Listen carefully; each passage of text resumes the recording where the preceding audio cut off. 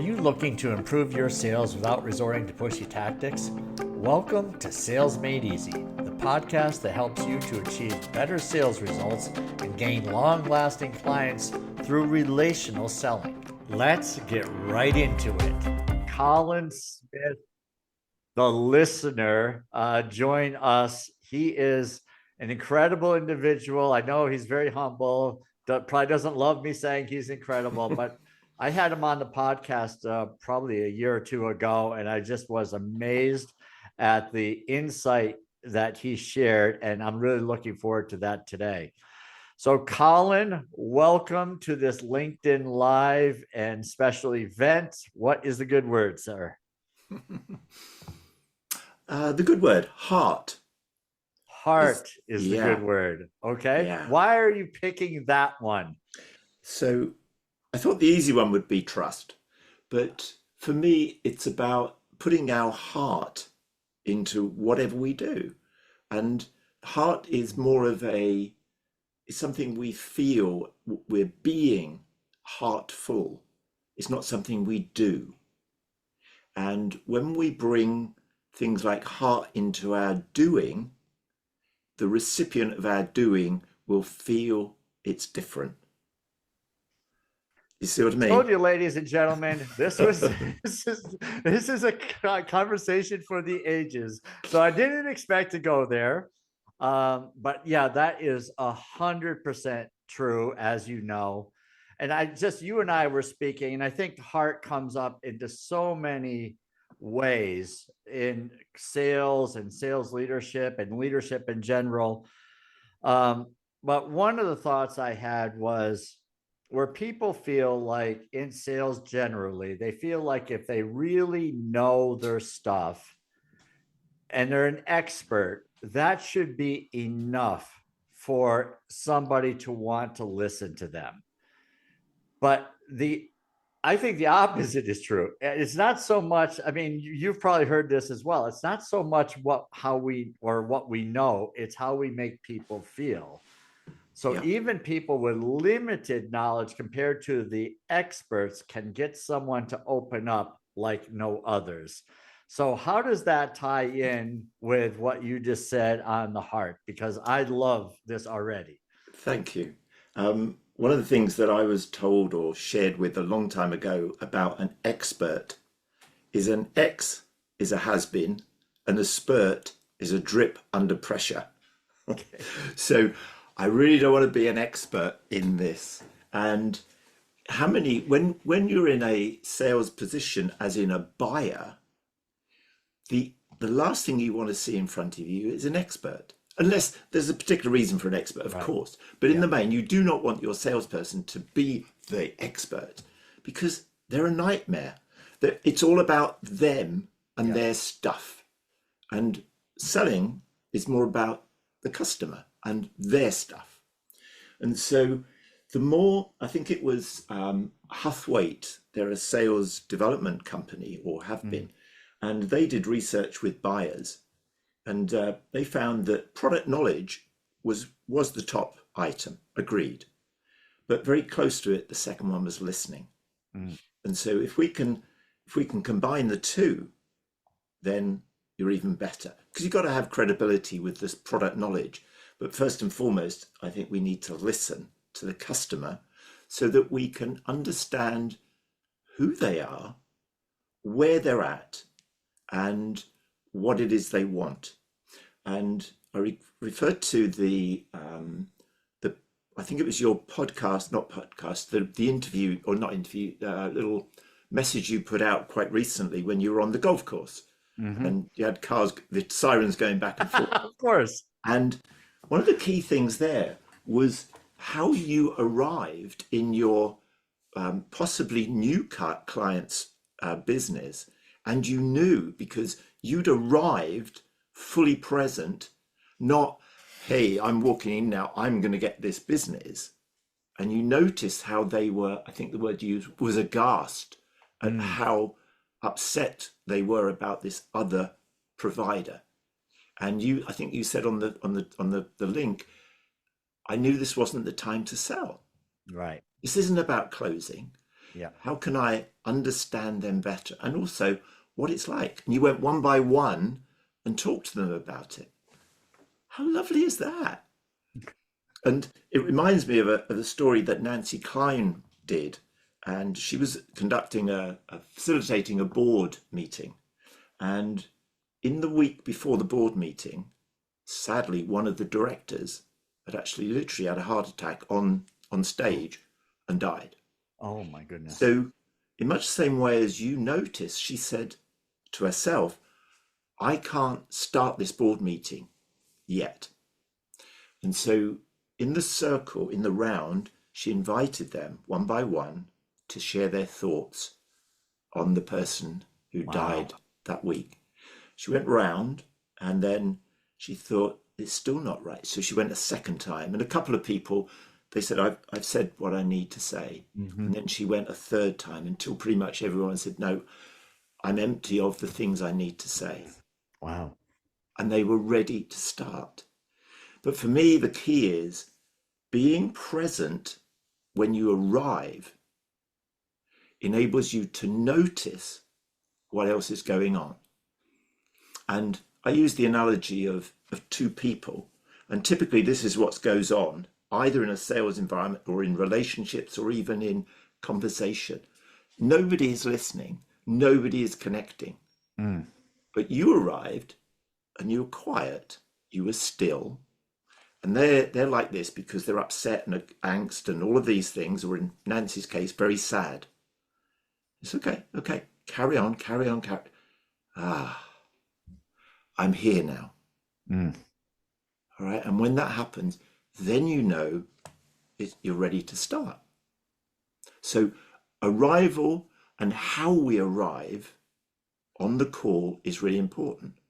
So, for example, as you walk into the building in that state of presence, you're happy to engage with the receptionist.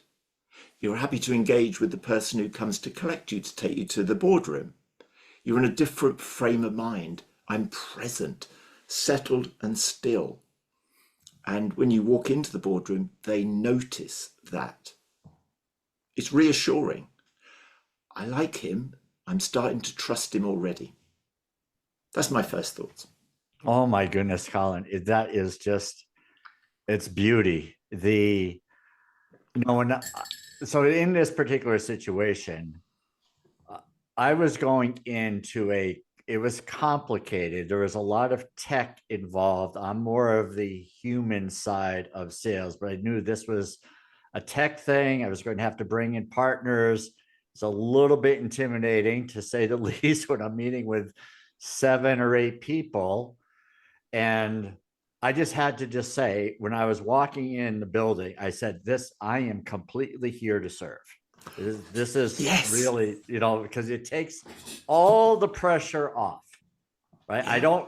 don't, it doesn't matter how I look, doesn't matter what I say. It's like, if I go in reminding myself that I'm here, completely here to serve.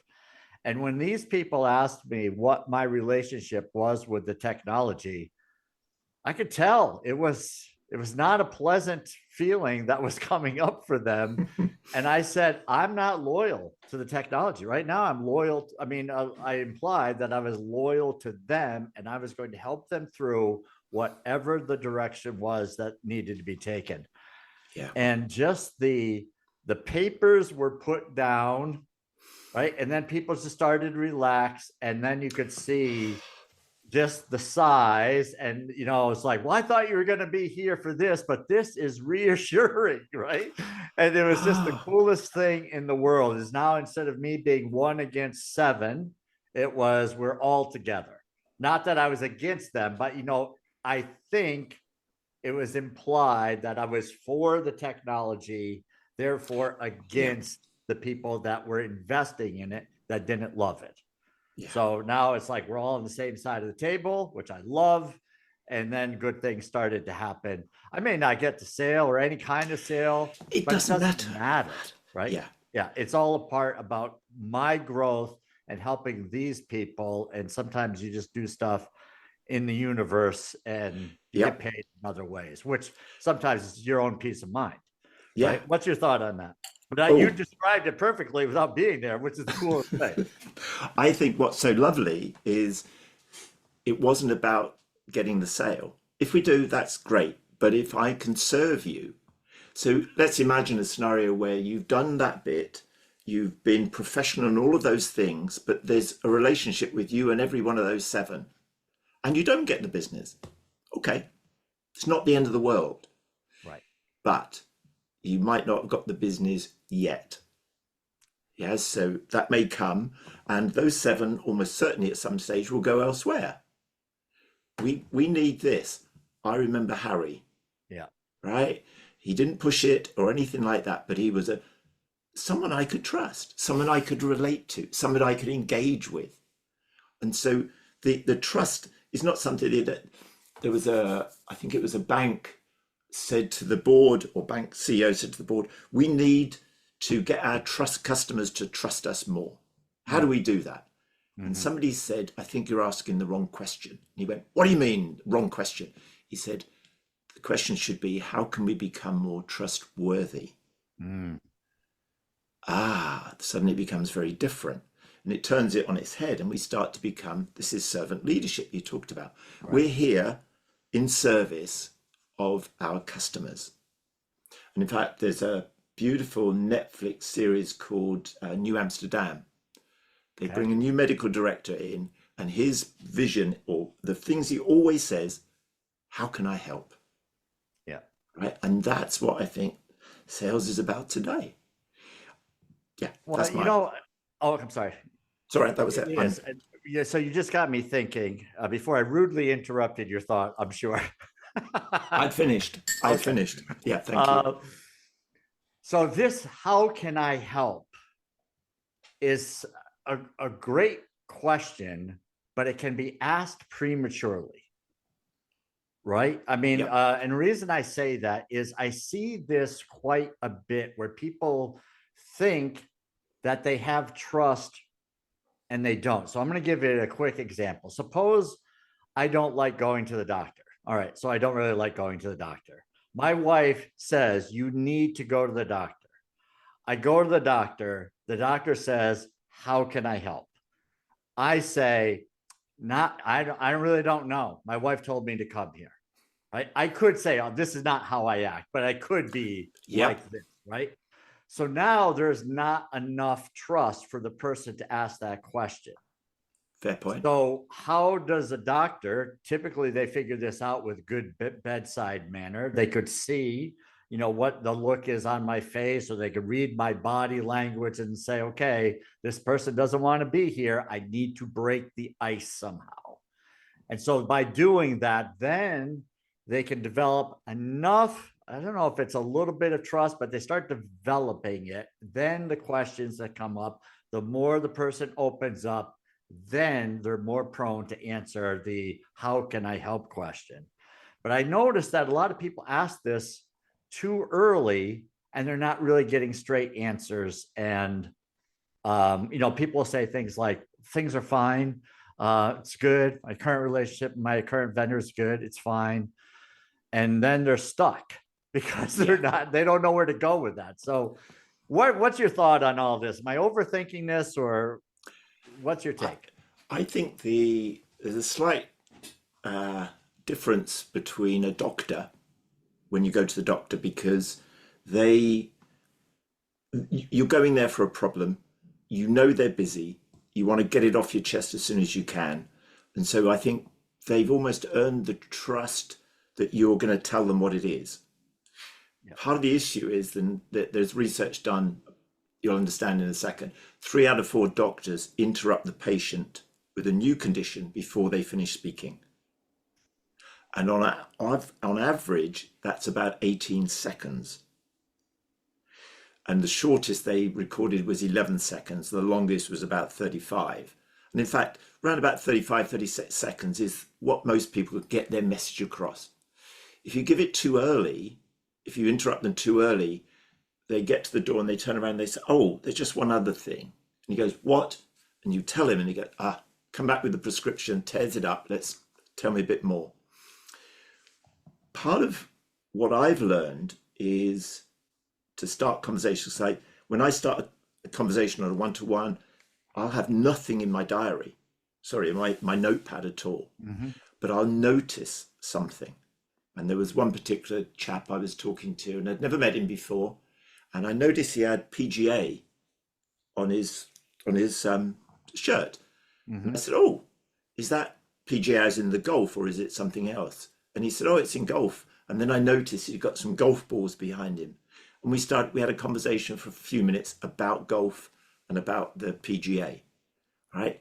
And so straight off, and when they start talking about it, they give so much more away. You know, let's say I've been playing golf for the last, I don't know, 10 years, but it's been a bit of a struggle now because I don't get enough time. Oh, so what's taking your time away from something that you obviously love? Well, you know, I've got a 6-month-old child, and if you've had children, you'll understand how challenging that can be, etc., etc. And so, little by little, you build up this level of rapport, a relationship. He may not know much about you, but which is fine because you're in service of them. But he's starting to like you more because you're interested in him. And there is one other one which is so lovely. So somebody's talked about whatever it is, and you just say, "Harry, can you tell me some more?" Or, "And what more?" And I would say 99 times out of 100, they smile and then they tell you some more. And you can ask that question a number of times, and then they lean forward and they say, "You know, Colin, I've never said this to anyone else before." Right? And it might be, "I've never told anyone about how bad the competition is or the incumbent supplier is. And here you could be interested in this. They are this, this, and this." And you can use that or something like that. That's my thoughts. Yeah. Those are great thoughts. It's I love the depth of the questions. I think, again, speaking for a lot of people in sales, we're on a mission. We're thinking about ourselves, and small business owners or salespeople, right? It's like you have a conversation, you know that you want to lead to a sale. You do the superficial. That's an interesting shirt you're wearing, Colin. What's that red patch mean? You give an answer. I'm like, "Oh, that's interesting. Let me tell you why I'm here." Yes. Right. Do you want to buy one of these? So the first question is there to potentially break the ice, if you want to use that, or to get the person to open up, to show that we're actually interested in them. But when we do it that way, we come across like every other salesperson that is throwing out that first question to kind of show we're interested in them, but we're really not, because the real Correct. matter is, "Let me tell you why I'm here," way too early. So Yes. asking a few subsequential questions is going to lead you into a much better relationship quicker, Yeah. right? I mean, it And doesn't slow down the sale, does it? no. So the intention that we have rides the whole of the sales journey, or the relationship journey, as I call it. And as you rise up that journey with your good intention, the level of trust increases. So, as you rightly said, at the first bit, you open that, you ask the question, they share you something, and then you go, "Right, now, let me tell you what I'm here for." And they go, "Okay, it was a game. Yeah." But if you're interested in them, then it might be that you take 10, 15 minutes. One one prospect I went to see, we talked for about an hour, and we didn't talk about the business. He knew what we were doing. And at the end of it, he said, "Thank you so much. Really enjoyed the conversation. Trust me, we will do business, but I can't tell you when." Had you started on the pitch as you walked in the door, you'd have been out in Yeah. 10 minutes. Big So difference. true. And he did. 2 years later, we did Yeah. business. And Yeah. I think the other bit that runs underneath that, at any time, your intention can be called out. And then they go, it was all about you, wasn't it? Even though you did a good job of getting me here, it was all about you. So done. Yeah. And that again, I know people are trying and they're working hard at sales. It's not an easy craft, but these are skills that will carry over into other aspects of your life.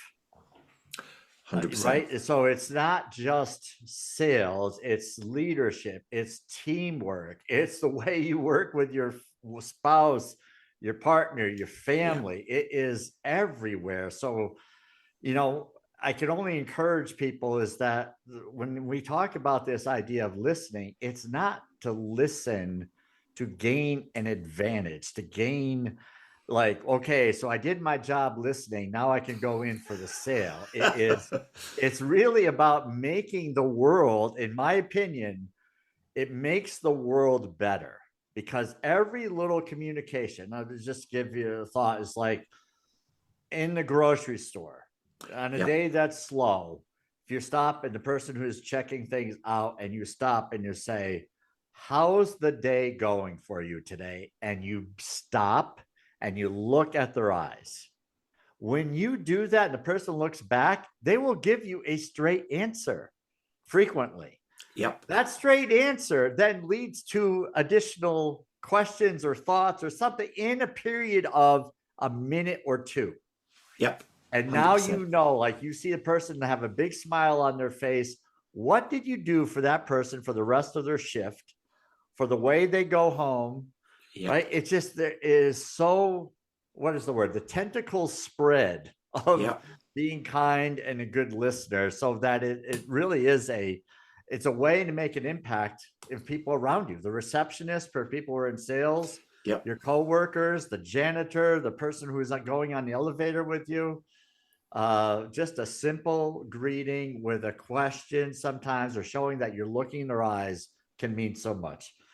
Thoughts Brilliant. on that? Are you in Yeah. agreement or? I am in agreement. And one of the things that I've noticed that when I go to the coffee shop or a coffee shop, even if it's new, I can have a conversation with them.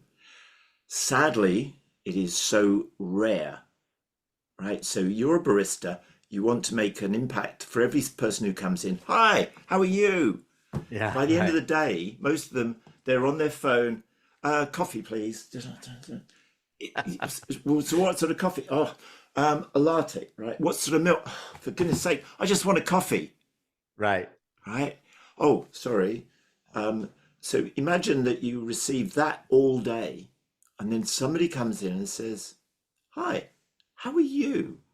and mean it and do all the things that Mhm. you've just said so beautifully.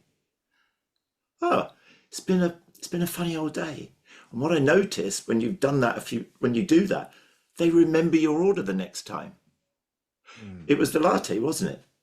Mhm. Thank you. They remembered because we made a difference in that moment. So all of these things that we can practice where there's no tension or no pressure, we can then, that's how we are wherever we go. And it is extraordinary the things that baristas will share willingly. Just if you ask that question, say, has it been a long day already? And they go, yeah, it's only 8 o'clock. But I've been here since 6. Oh my goodness, that must mean you're up at 5. She said, no, I get about 4:30 because it's 45 minutes to get here. Oh my goodness, that's awful. Yeah, and she said, and so when do you finish? Gosh, I bet you're on your knees at the end of it. She goes, yeah, and that was it. And at the end, when she gave me the coffee, she said, thank you for listening. Yeah, Right? We get to exactly. practice it, Yeah. and then we can take it in. They'll say things. I don't know what it is about him, but he's always interested in me. And you never know, as we've said many times, who that person on reception is. Yeah. So true. All right. So you and I, we had this great conversation in the past, and you were talking about how we can become better listeners. And one of the exercises you were talking about was listening to music Yeah, and, you know, picking up the different instruments and going through it a few times. I've tried to do that a few times, honestly. And I do really enjoy music, and it is interesting to do that and pick up the different instruments and try to figure out what it is, the instrument sometimes. Yes. But so a person is now they're going on an appointment, they're meeting with somebody, meeting with a client, meeting with an employee. What are some things that you might suggest before they go into this meeting to help them to either whatever it is that could help them to get intentional for listening? What's your thought on I think the area that you're talking about is how do I show up? that? So Yeah. first of all, I would personally I would sit. So this is how I prepare for something like this. I sit and still myself. Mm. I let my stuff slide away by focusing on my breath. So I'm quietening, I'm stilling myself, I'm settling. The intention is to be of service to the person I'm in front of. At this moment, you, and I'll say also the guests that are here listening or watching, are the most important person in my life at this moment. And all my others is still there. So the first thing is, how am I going to show up? Because we're back to, I'm going to show up still and aware and open to what's everything that's going on. Mm. I know what my intention is, to be of service to this person. If a sale comes, a sale comes. If we move the sale along, we move the sale along.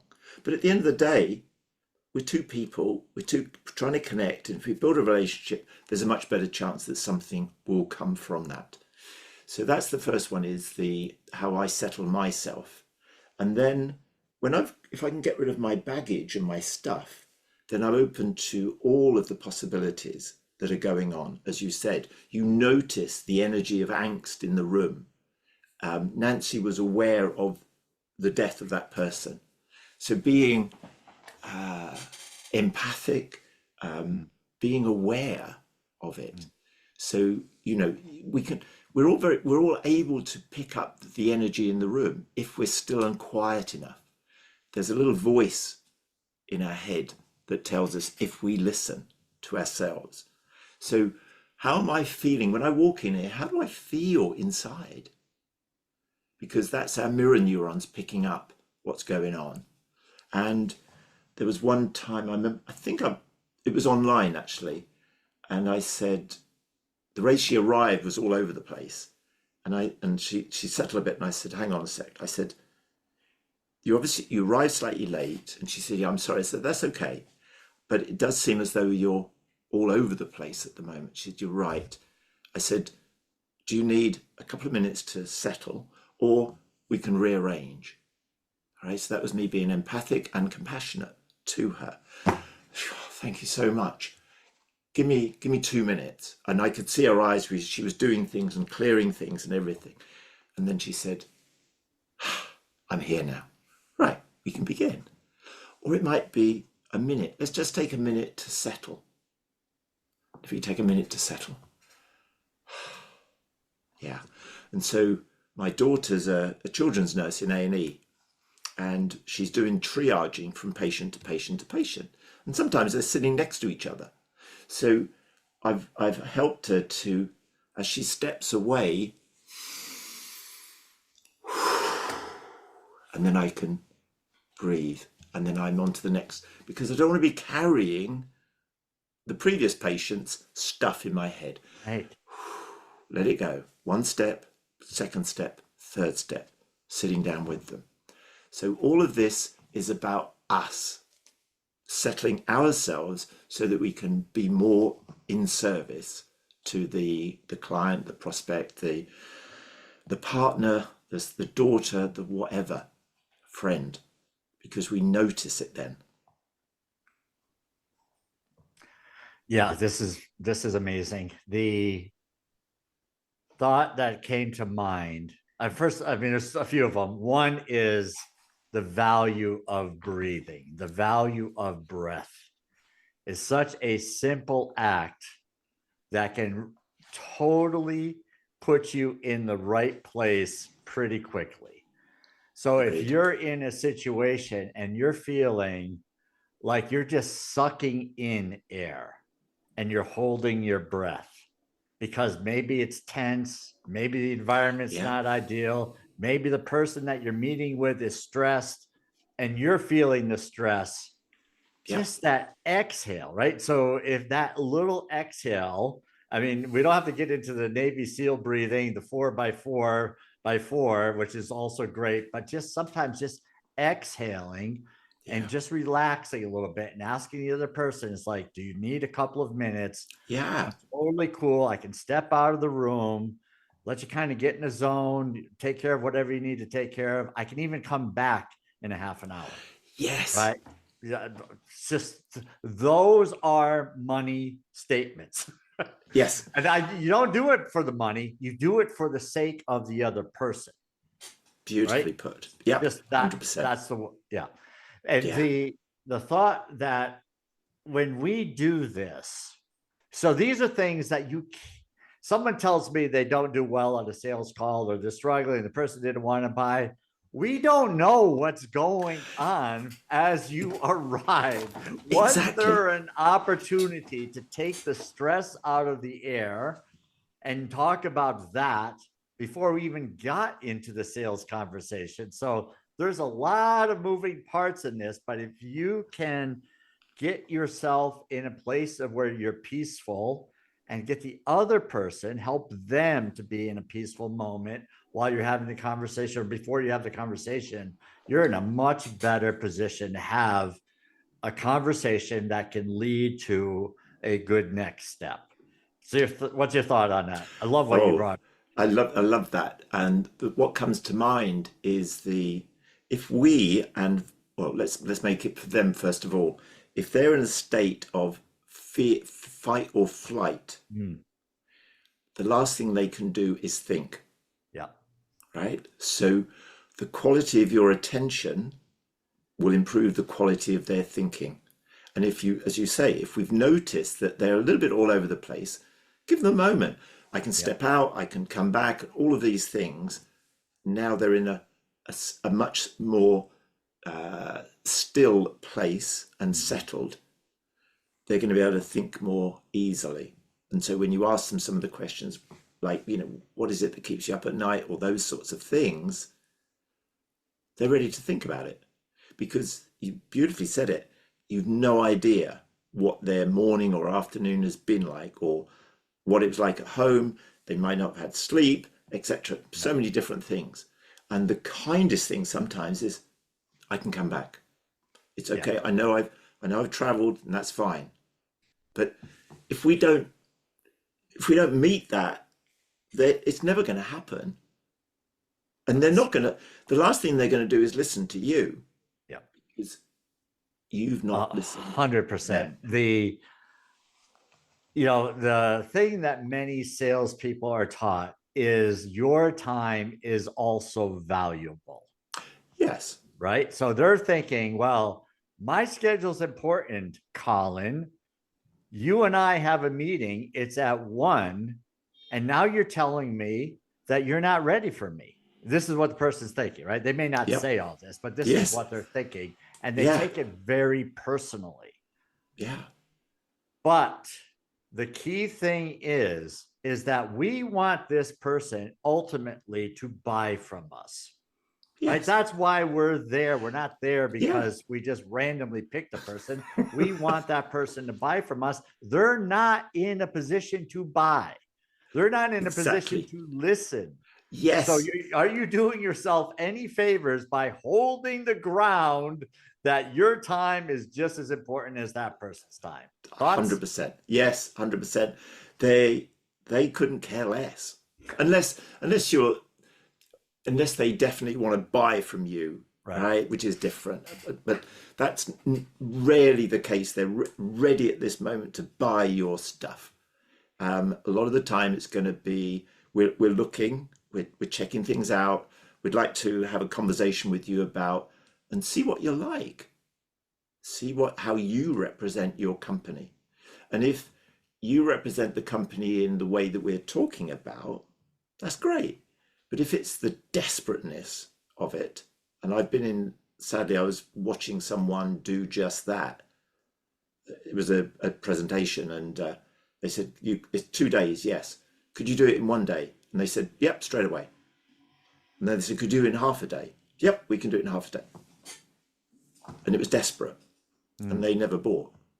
Surprise, surprise. Right. So when we show up like that, the kindest thing will be remembered. If we say, it's okay, I can see you've got so many other things going on. Could we get a date in the diary for next week? I'm happy to do that. It's not a problem. And your credibility just went through the roof on that. Yeah. I mean, there's nothing you could have said that would give you that much credibility than you want to reschedule. Yeah. And give yourself some quickly. peace. Yeah. It might be that you say, you've obviously scheduled an hour for this.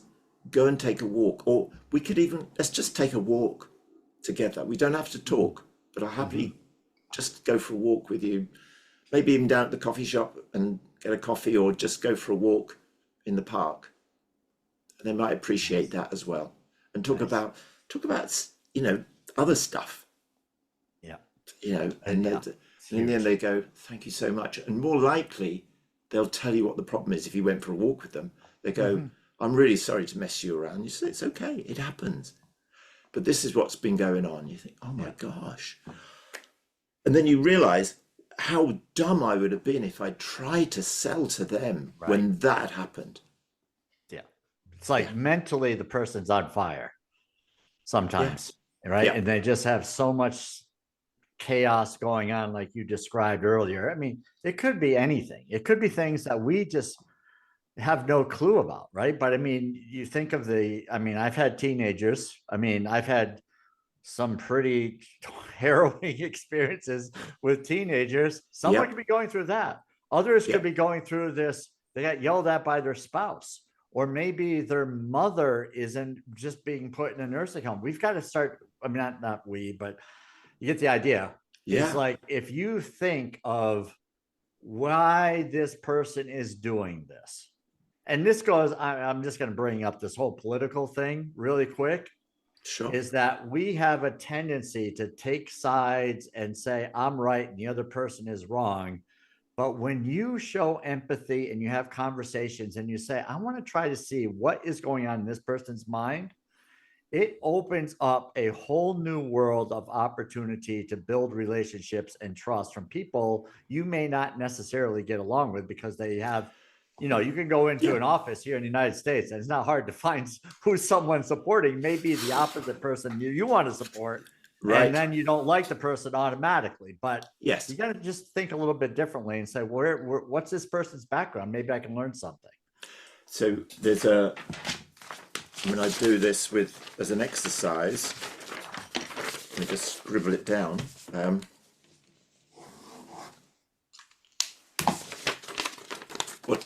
What does that look like?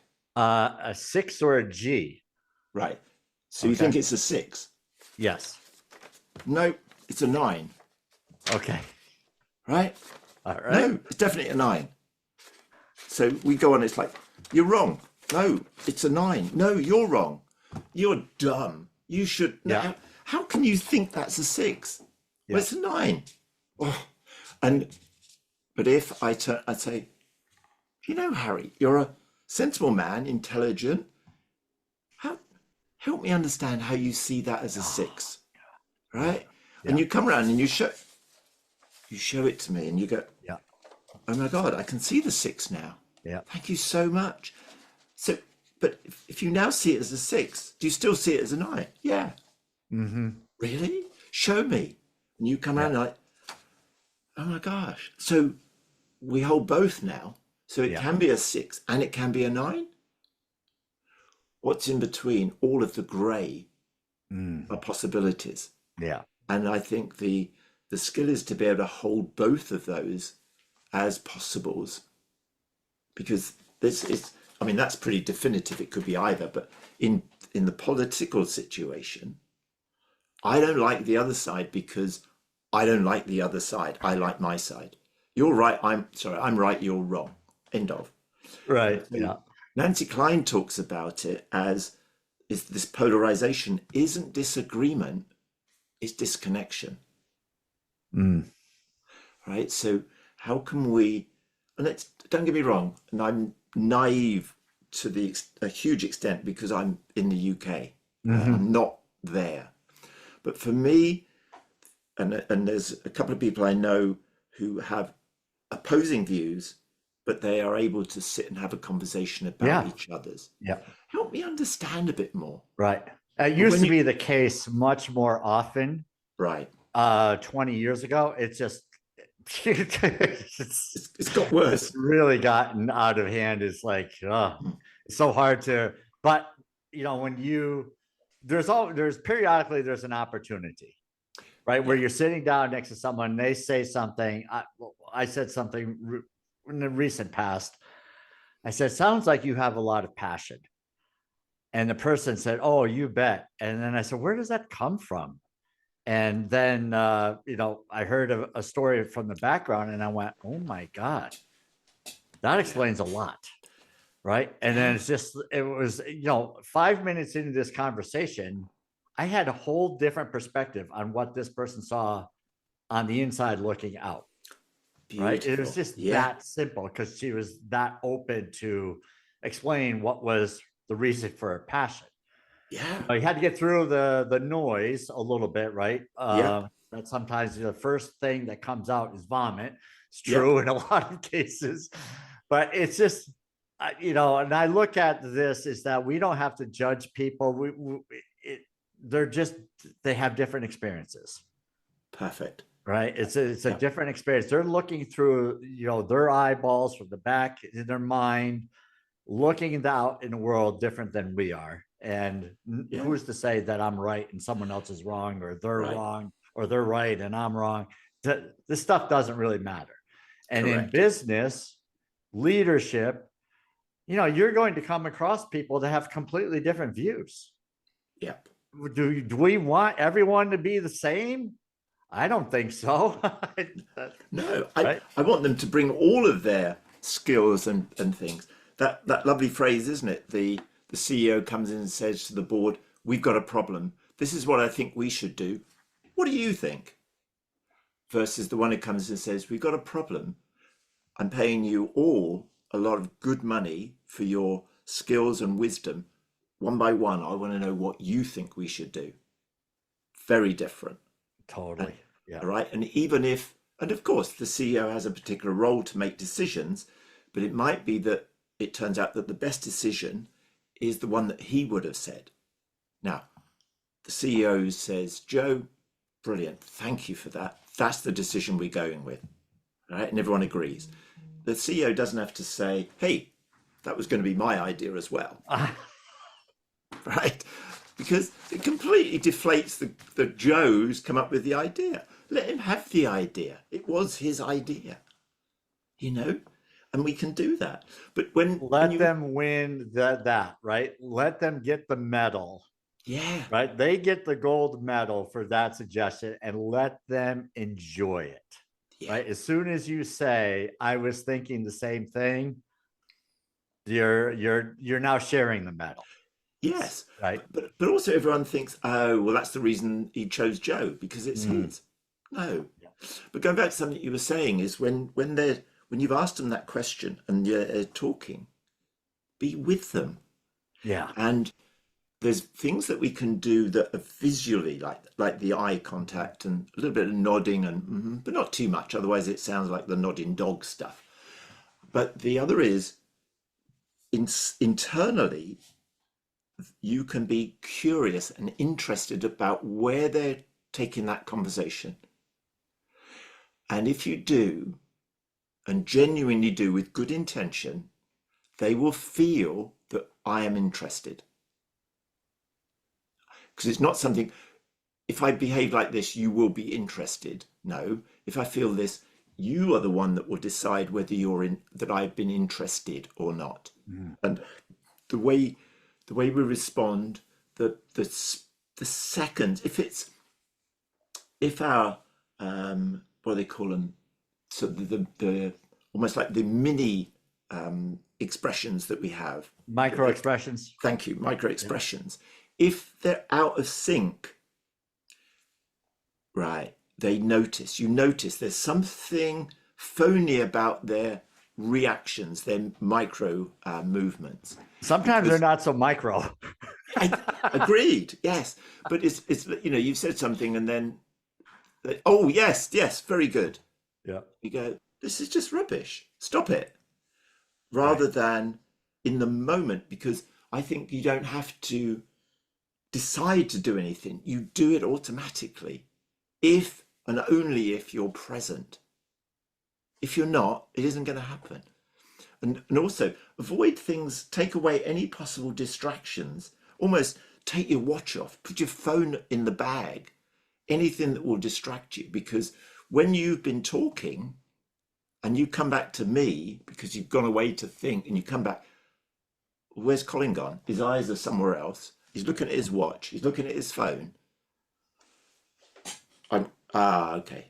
So we take it on ourselves. He's obviously bored with what I'm saying, that's the last thing you want to remain curious. And it takes work to do it, to remain interested in them. And that's one of the reasons I say, listen first, listen always, always. And then they'll listen to you. Beautiful.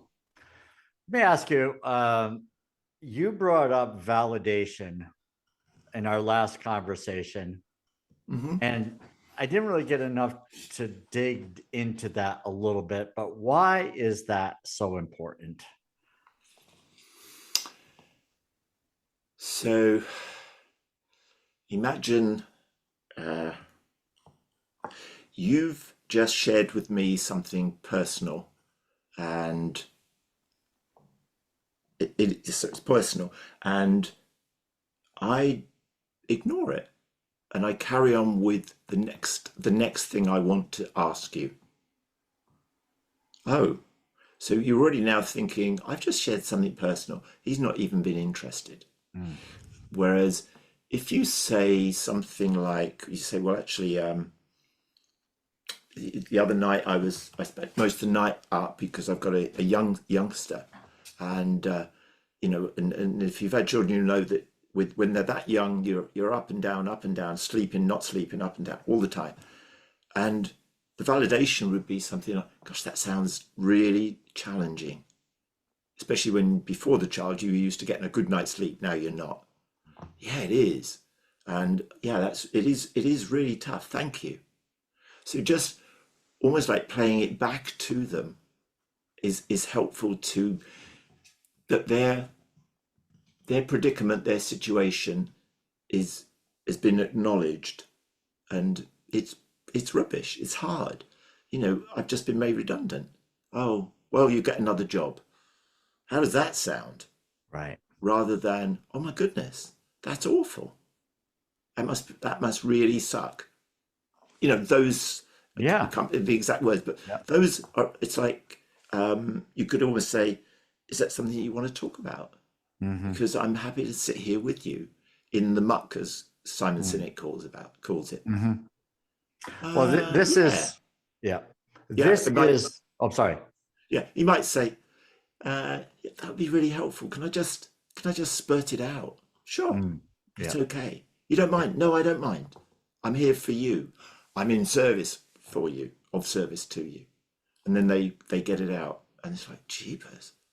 Wow, no wonder you're struggling at the moment. Those sorts of things.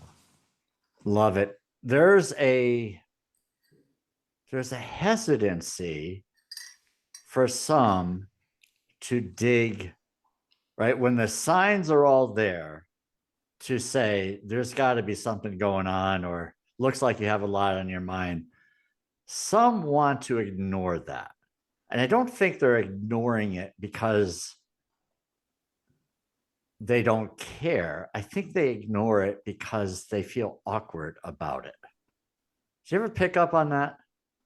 Yeah. Like they don't want to ask that question because it's awkward and they might see the person in a, I don't know, vulnerable position or something. What's your thought? I think you know where I'm going. I'm having a hard Yeah. time explaining. No, they're absolutely fine. And I think Brenny Brown has got a lot to say about this vulnerability. And when we share our vulnerability, people say don't want to do it because it's a weakness. Mm. Not at all. I remember a group we were with, and on the first day we were going to be with them for the week, and we did a sort of a circle sort of introduction, and she was the greatest gift I received for that, because I said, so, how are you arriving today? She said, Colin, I'm absolutely petrified about what we're going to be doing this week. Mm. Right. So I said, oh my gosh, we need to resolve that, because the last thing we want is you to be absolutely petrified. Rest assured, we'll tell you each day at the end of each day what we're going to be doing the next day. You never have to put yourself under pressure. You do what, etc., etc. And then literally one by one, they all went, oh, okay, I can be vulnerable. I can be vulnerable. One admitted first time in front of a group he didn't know that he was member of AA, Alcoholics Anonymous. Mm. Another Yeah. one said, gosh, I'm really nervous about this as well. They'd never have done it. It was a bloke for a start. He was going to say I'm nervous. It was a young lady who was the nervous one. But I loved her honesty. I loved her vulnerability. And when we do that, it brings connection. That group bonded like that, Mm. because here I am, naked. And so, yeah, I think anyone who wants to know about vulnerability, listen to Brené Brown's TED Talk. She Yeah. is outstanding at it. And she's got all of the research. So this is Right. research backed. We can be vulnerable. And don't get me wrong, there are times. There was one lady I know who started to get very upset about something, and she had to go to the bathroom and come back because she didn't want to go there, and that's Hmm. absolutely fine. You don't Yeah. need to. Well, hang on, you were in the middle of crying. Do you want to tell? Right. No, right. Yeah. So read the message. But for some is when they do get emotional, that's okay. It's a feeling that's coming out, and they're being a bit vulnerable, and it gives you an opportunity to share some things. It depends, obviously, the circumstance.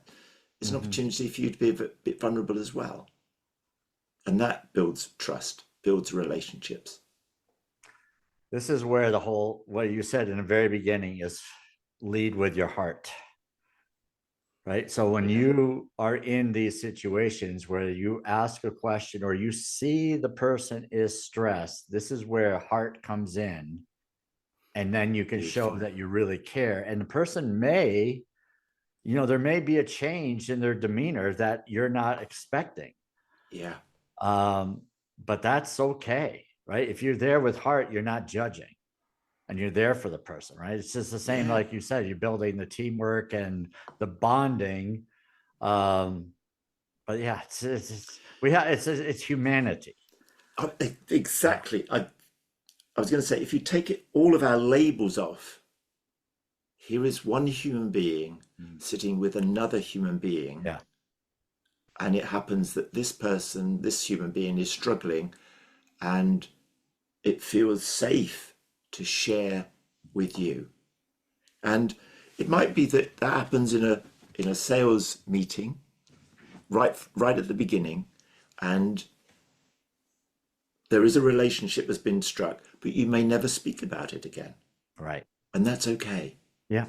It's like, I see you and you see Exactly. me, isn't it? It's so good. It's so true. Colin, this has been even beyond what I expected. So You're very kind. this is so much fun. All right. So is it okay to bring up the international trip, what you'll be doing? So, yeah, I'm very happy to do that. Yeah. So I've sometimes when you give a lot, and this is about being in service, it comes back at you in different ways. And as a result of some of the work I've been doing in listening circles, I've got an invitation to go to China for 10 days in December. to support the person who's invited me judging an international communication and negotiation competition for students, predominantly in China, but not the Chinese speaking ones, the English speaking ones. And so that's what I'm up to. But one thing I'd like to, Very cool. my final thought really is about appreciation. And we're very good at giving each other feedback. Let me tell you what you do well, what you don't do well, and what I'd like you to do more of, as in change and do this. And we always only remember the stuff that's not good. And feedback is about performance, and it's about what you do. Appreciation is always going to be good, because I'm not going to appreciate your bad things. I'm going to appreciate the good things. And it's about who you are. And so the message is really be succinct, sincere, and specific. And so what I appreciate about you today, Harry, has been your willingness to go with the flow of it. Yes, you've got questions, but what I've noticed, and it's made me feel much better, how you've gone with the flow of the responses I've had. So it felt like you've been fully present throughout. So that's my appreciation of you. Thank you. Oh my goodness. Well, if we can return the favor, my appreciation of you is how you are so willing to help others in this. Listening is not something that you see as it's viewed as a soft skill, right? Which is, all that comes from the military versus running heavy equipment versus the human skills. One was hard, literally, and the other one was dealt with people. I don't think that's soft.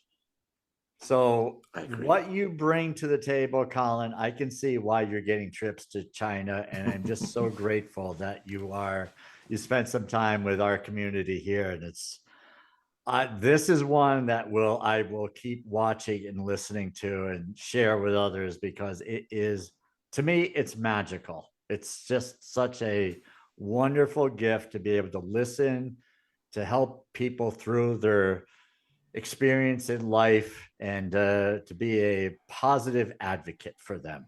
So great thank stuff. you. Yeah, and it's whatever you learn for listening, it applies in the workplace equally at home.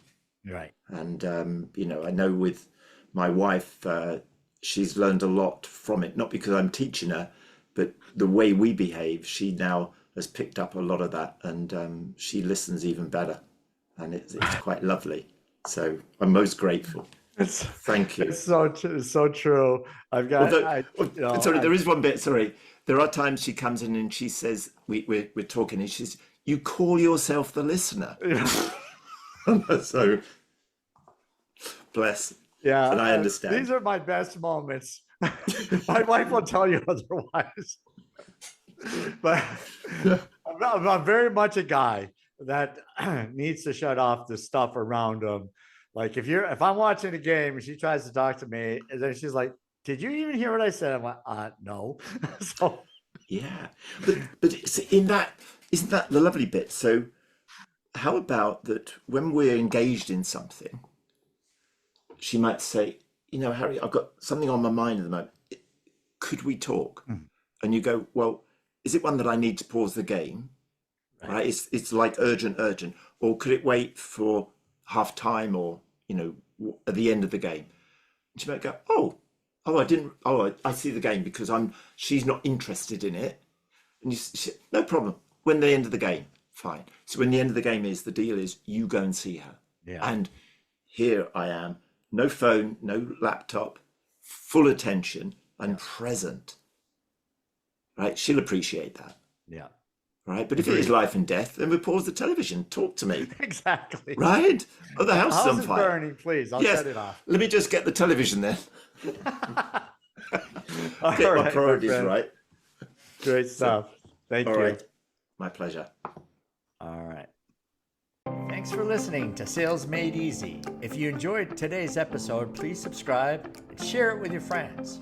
Also, you're invited to join the Facebook group Sales Training Selling with Dignity. Serve first, the selling will follow.